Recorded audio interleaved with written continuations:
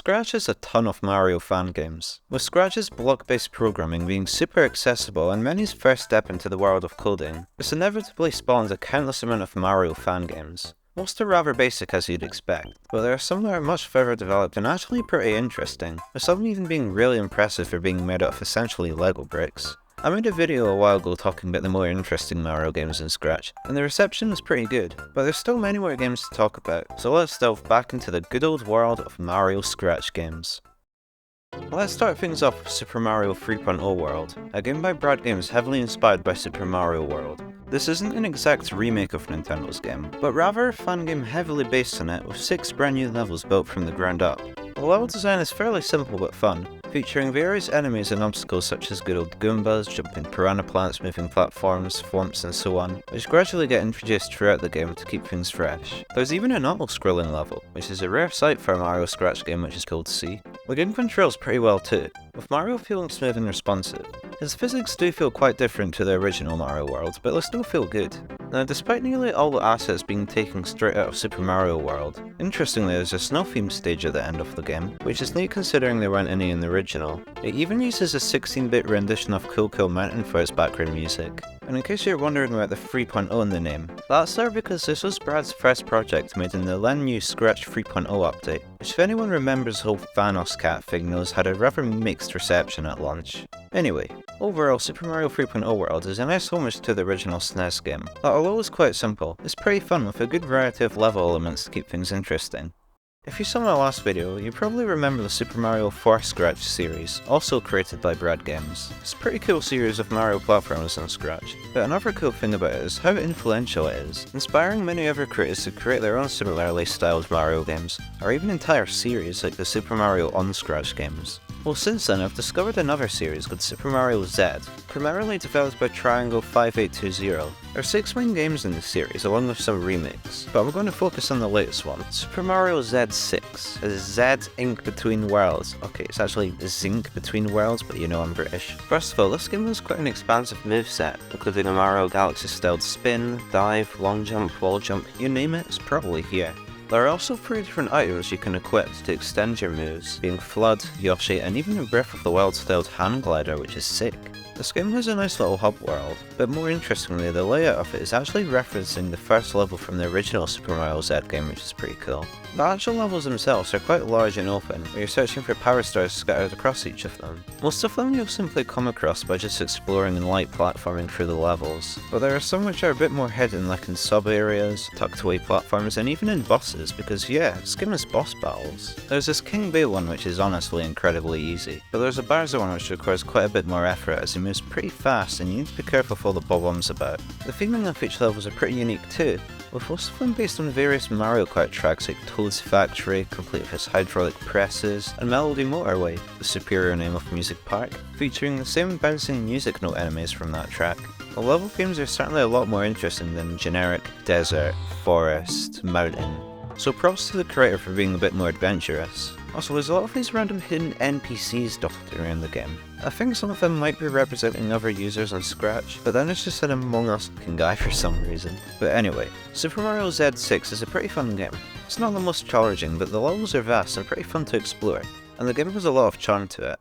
Another game inspired by Brad's Super Mario 4 Scratch series is Super Mario in Scratch by 4WTP. The game is a bit like the last in the sense that the levels are non-linear, as you search for collectibles placed throughout them, but this time they're power moons rather than stars. The levels here range from your typical grassland stage, to an autumnal forest with cataquacks, to even Wario's Gold Mine.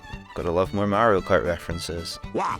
Some of the power moons are pretty easy to get by just running and jumping a little bit, whilst others requires a good grasp of the game's mechanics like spinning and wall jumping to reach them. Speaking of mechanics, the game's moveset is pretty straightforward. Run, jump, spin and wall jump, but man, they're all really fun to control. I think it's mostly down to how smoothly they all work, as well as how a good timing of your wall jumps and spins can really pay off sometimes, especially in the final world, which has some pretty tricky platforming, because yeah, I found this game quite a bit harder than the last one. You can kind of abuse these moves though in certain spots, like if there's a tall straight wall you can continue to wall jump and spin back to it to slowly climb up it, but there aren't many scenarios where doing this really benefits you at all, so it's not too big of an issue. The game has 2 boss fights too, both of which are pretty creative.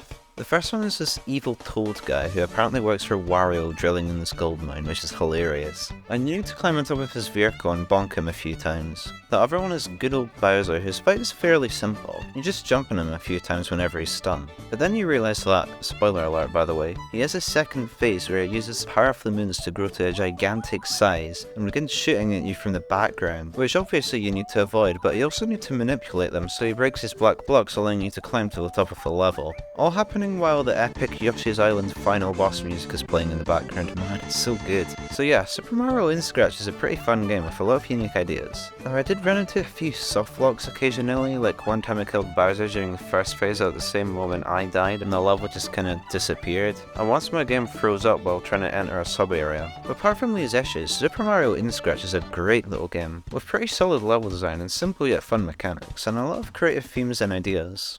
Right, let's get back to something a little more retro. Here's Super Mario 2D Adventure, a game currently in development by Fan 235. This game isn't finished yet, but I still want to include it here because there exists a 2-level long demo of it, and wow, is it rather impressive. And that's apparent right away before we even enter the actual game with this automatically playing demo on the title screen.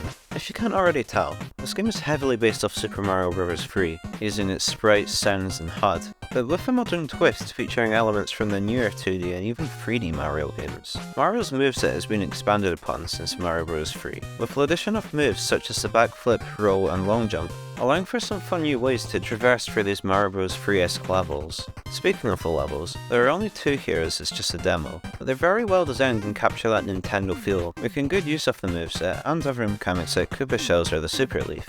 Each level also contains 3 star coins, like in the new Super Mario Bros. Games, which are placed in clever spots encouraging exploration, one of which being a clever little nod to 1-1's bonus area from the original Mario Bros. 3. The second level is entirely based around exploration, as you need to hunt down 5 silver stars scattered across a watery cavern to unlock the Power Star, which you can tackle in whichever order you want. The game having a mix of both linear and non-linear level design is actually a pretty cool concept I'd like to see in an official 2D Mario game, and I'm looking forward to whenever the game reaches completion because just from the demo alone it's super impressive, especially for Scratch standards, and shows a lot of promise for the game's future. Fan 235 also made another game that's actually complete, Super Mario Odyssey Seashine Island.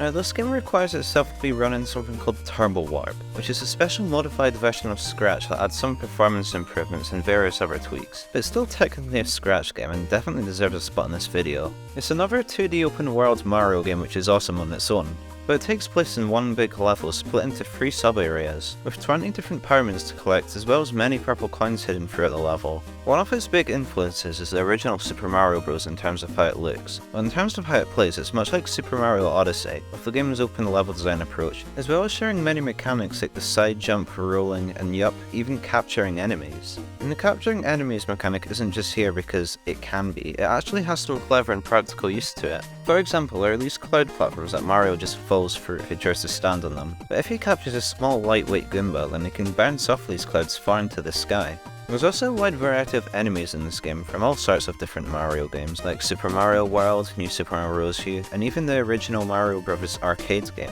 There's a blue Koopa that you may recognise if you played New Super Mario Bros. On the DS, and when you capture it, it acts just like the blue shell power-up from said game. I personally love to see this because I've always loved that power-up, it's just so much fun to use, and it's being perfectly replicated here. There's even a mission revolving around it where you need to quickly pick up these rainbow music notes before they'll vanish, which further goes to show that capturing these enemies actually have a practical use to them. So yeah, if you couldn't already tell, Super Mario Odyssey Seashine Island is a very impressive Scratch game, being a great blend of Odyssey and the 2D Mario games, making for a familiar yet fresh experience with well thought out level design to boot. Alright, so nearing the end of the video, so I think it's time to talk about the 2 games people kept saying I missed in the first video, being Super Mario Maker 3 and 4 by Benjamin Wins 11. And my goodness, the fact both of these games are made in Scratch is ridiculously impressive. Let's start off with Super Mario Maker 3, which, who would have guessed it, is a Mario game where you can build your own levels, and it's themed around the 16-bit version of Super Mario Bros. 3.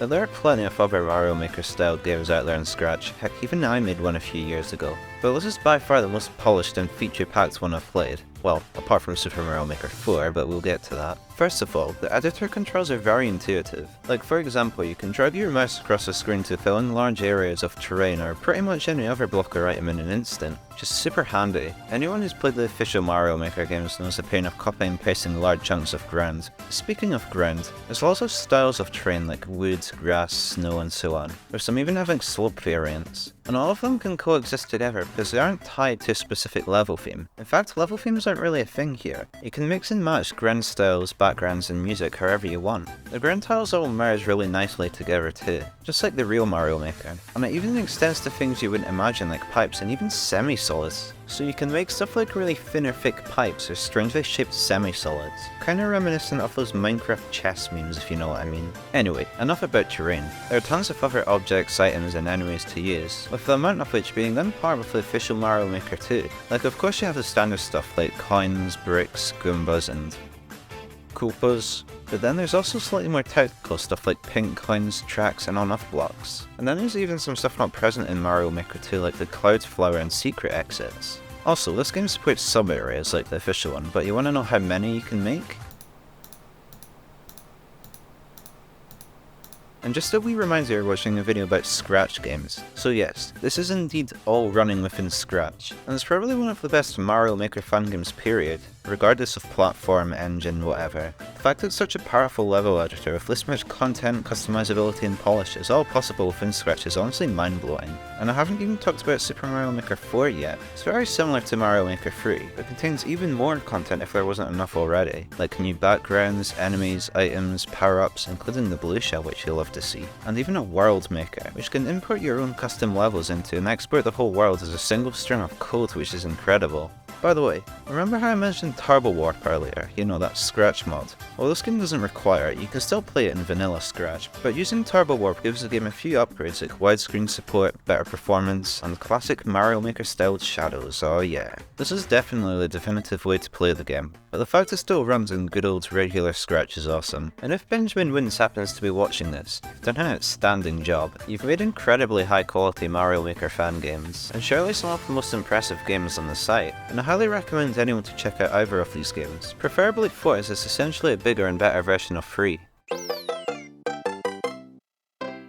And well, there you have it. That was another look into the world of Mario Scratch games. Again, I hope I've shown that despite Scratch being seen as a rather amateurish platform, there's still a lot of really interesting games on the site, some of which are technically really impressive, and that Scratch's simplistic nature doesn't stop people from making some pretty solid stuff. If you want to play any of the games featured in this video, just head down to the description. But I wonder, have you played any of these games before? Were there any good Scratch games I didn't mention? Let me know in the comments. And consider subscribing if you want to see more Mario related content from me. I've got some fun stuff planned.